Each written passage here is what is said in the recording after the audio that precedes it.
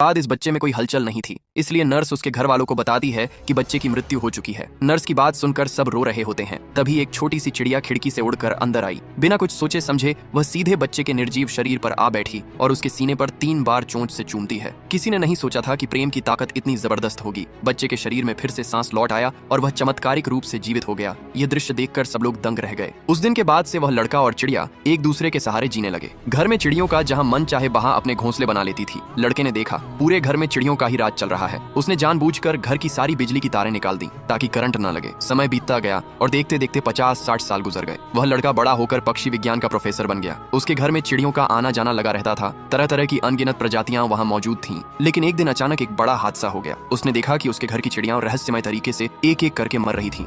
ऐसा होता देखकर उसे चिंता होने लगी। जांच पड़ताल के बाद पता चला कि पास के सिग्नल टावर से निकलने वाली तेज रेडिएशन इसकी वजह है। पक्षियों को बचाने के लिए वह सीधे बिजली विभाग में पहुंच गया, लेकिन सुरक्षा कर्मियों ने उसे अंदर ही नहीं जाने देते हैं। वह बिजली विभाग का विरोध करते हुए सड़कों पर उतरते हैं और सेव बर्ड आंदोलन करते हैं, लेकिन उसकी कोई नहीं सुनता। वह चिड़ियों को एक एक कर मरते नहीं देख पा रहा था। आखिरकार उसने एक बेहद कठोर फैसला लिया और निराशा में सिग्नल टावर पर जाकर गर्दन में रस्सी डालकर लटक गया। लेकिन उसकी मौत के बाद भी उसकी पीड़ा खत्म नहीं हुई। उसकी आत्मा एक भूतिया रूप में बदल गई। उसने हाथ फैलाए और मरी हुई सारी चिड़ियों की आत्माओं को एक जगह इकट्ठा कर लिया। पल भर में इंसान और पक्षियों की शक्तियां आपस में मिल गईं और अंत में एक विशाल पक्षी का रूप ले लिया, जिसने पूरी दुनिया के खिलाफ बदला लेने का ऐलान कर दिया। पार्ट 2 के लिए लाइक, सब्सक्राइब, कमेंट करो।